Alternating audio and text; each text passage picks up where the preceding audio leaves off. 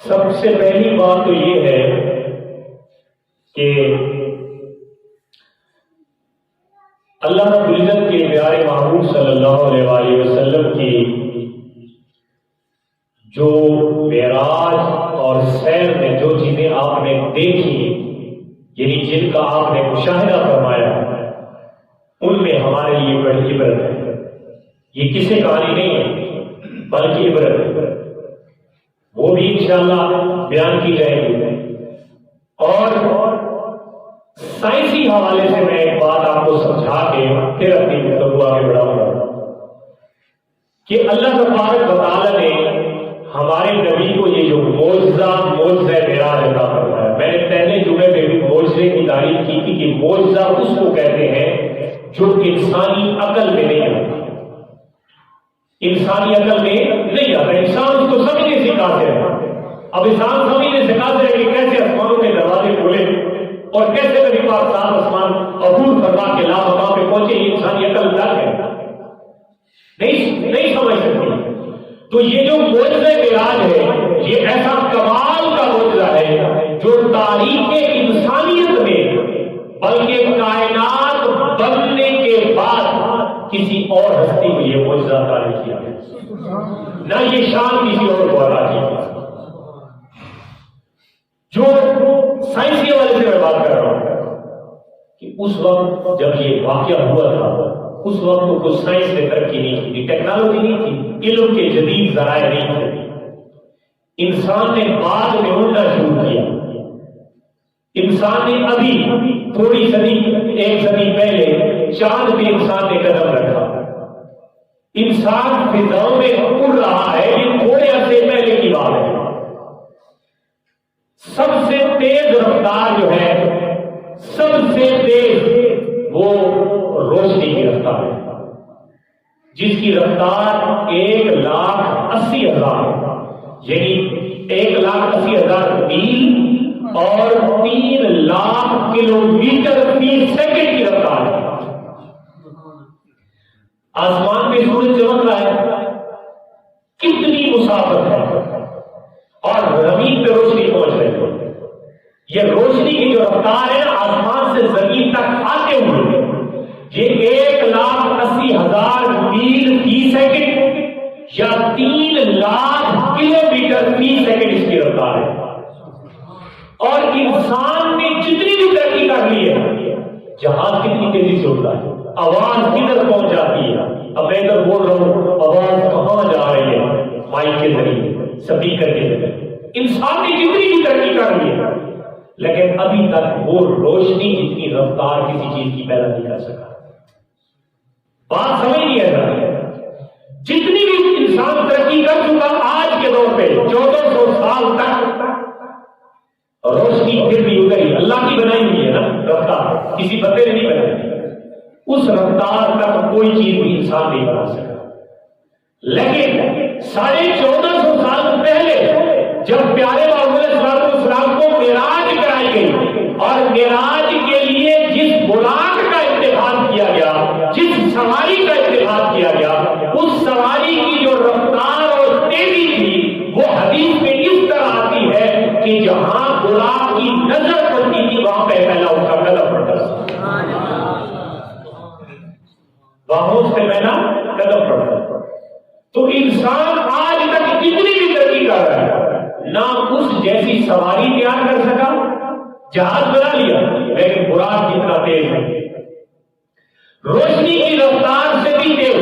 اگر انسان کے آگے رکاوٹ نہ ہو تو انسان کی نظر کی بات کر رہا ہوں، انسان کی نظر کتنی دور جا سکتی ہے۔ اب ہم اوپر آسمان کی طرف دیکھیں تو ہمیں پہلا آسمان نظر آتا ہے، اس کا مطلب انسانی جو آنکھ ہے وہ اتنی دور تک دیکھتی ہے، انسانی آنکھ۔ تو جنت کا جو براق ہے، جنتی جانور اور حضور کی سواری، جب انسان ایک نظر میں پہلے آسمان تک نظر اٹھا سکتا ہے تو آپ خود سوچئے کہ وہ براق کی ایک نظر کہاں تک جاتی ہے۔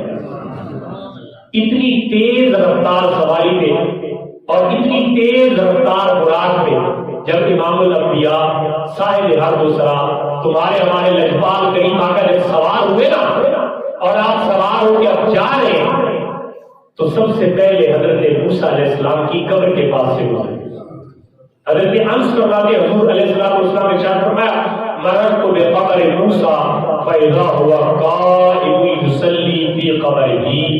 میں جب براق پر سوار ہو کے مسجد اقصی کو جا رہا تھا, فرشتے میرے ساتھ تھے, تو اس تیز رفتار براق پہ سواری کے وقت میں نے دیکھا کہ میرے بھائی موسیٰ اپنی قبر میں کھڑے ہو کر نماز ادا کر رہے.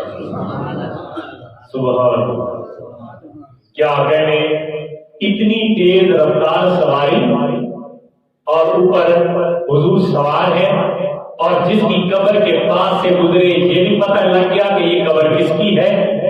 اور پھر جب قبر کا پہلے بھی کوئی کہہ سکتا ہے یہ اندازہ تھا, پتہ تھا کہ یہاں موسیٰ قبر ہے, تو چلو یہ بھی مان لیتے ہیں کہ کسی نے پہلے بتا دیا تھا کہ یہ موسیٰ کی قبر ہے. تو موسیٰ علیہ السلام کی قبر کے پاس سے گزرے, تیزی میں نے پہلے بتا دی, رفتار پہلے بتائیے کتنی رفتار ہے, پاس سے گزرے اور فرمایا میں نے دیکھا کہ قائم یصلی فی قبرہ, موسیٰ اپنی قبر میں بیٹھ کے نہیں, سو کے نہیں, بلکہ کھڑے ہو کے نماز ادا کر رہے. یصلی, صلی یصلی صلاۃ, یہ صلاۃ کا معنی عربی میں جو صلاۃ کا معنی اقیم الصلاۃ, اس کا عربی میں معنی بہت سارے ہوتے ہیں. اس کا معنی نماز بھی ہے, اس کا معنی درود بھی ہے, اس کا معنی دعا بھی ہے, اس کا معنی بہت سارے معنی ہیں. تو آپ کو جو مرضی مطلب اور معنی آپ کے دل کو اچھا لگے آپ کر لیں. مثال کے طور پر ہم اس کا معنی کرتے ہیں حضرت موسیٰ علیہ السلام اپنی قبر میں نماز پڑھ رہے تھے, حضرت موسیٰ اپنی قبر میں دعا مانگ رہے تھے, حضرت موسیٰ اپنی قبر میں درود پڑھ رہے تھے. جس کا جو دل چاہے وہ کرنے کا جمعہ صلاۃ کا لفظ ہے. فرمایا فائدہ ہوا قائم یصلی فی قبرہ, میں نے دیکھا کہ موسیٰ علیہ السلام اپنی قبر کے اندر کھڑے ہو کے, قائم کہتے ہیں کھڑے ہونے والے, فرمایا نماز پڑھ رہے ہیں. اچھا یہاں سے میں نے 2-3 دفعہ اس بات کو دہرایا. کیوں دہرایا؟ اس لیے کہ آپ کو بات اچھی طرح سمجھ آئے کہ محبوب علیہ السلام کو اللہ نے جو طاقت دی ہے وہ کسی اور چیز کی محتاج نہیں ہے, جو تیرے میرے علم کے محتاج نہیں ہے, وہ کسی مولوی 14ویں صدی کے کسی عام انسان مولوی عالم اور پیر کی محتاج نہیں ہے کہ وہ کہے تو حضور کو علم ہے, وہ کہے تو حضور کو علم نہیں ہے, وہ کہے تو حضور کی طاقت ہے, وہ کہے تو حضور کی طاقت نہیں.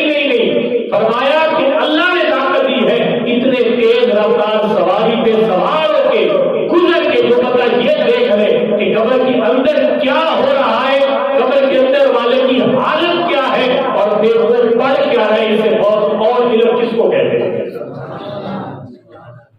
قبر کے اندر موسیٰ ہے, عام انسان کو نہیں پتا. قبر کے اندر موسیٰ سو رہے ہیں, کھڑے ہیں, بیٹھے ہیں, کسی کو نہیں پتا. موسیٰ علیہ السلام زبان سے کیا پڑھ رہے ہیں کسی کو نہیں پتا. اللہ کے محبوب نے چلتی سواری پہ 3 عمل بتا دی. قبر کے اندر موسیٰ علیہ السلام ہے, اور موسیٰ علیہ السلام لیٹے ہوئے نہیں بلکہ کھڑے ہوئے ہیں, اور کر کیا رہے ہیں, وہ نماز ادا کر رہے ہیں, صلاۃ پڑھ رہے ہیں, صلاۃ پڑھ رہے ہیں. صلاۃ مانا کر لیں جو مرضی آپ سمجھیں, وہ صلاۃ پڑھ رہے ہیں. میں نے کہا جو ہستی اتنی تیز رفتار سواری پہ سوار ہو کے زمین کے اوپر سے گزر کر یہ دیکھ لیتی ہے کہ قبر کے اندر کیا ہو رہا ہے, تو اس ہستی کو اللہ نے یہ بھی طاقت دی ہوئی ہے کہ وہ قبر کے اندر سے ملاحظہ فرما رہے ہیں کہ دنیا میں کیا ہو رہا ہے. ظاہر ہے اگر طاقت دنیا کے اندر دی تھی تو قبر کے اندر بھی طاقت ہے. فرمایا اب بھی, اس لیے حدیث یہ میرے بات ویسے نہیں کہی کہ آپ کے مولوی صاحب جوش میں یہ بات کہے, نہیں, نبی پاک کی حدیث مبارکہ میں یہ بات ثابت ہے. حضور فرماتے ہیں کہ میں اپنی امت کے اعمال کو دیکھتا ہوں, جب کوئی اچھا عمل ہوتا ہے تو میں خوش ہوتا ہوں, جب کوئی برا عمل کرتا ہے میرا امتی تو مجھے پریشانی ہوتی ہے. اللہ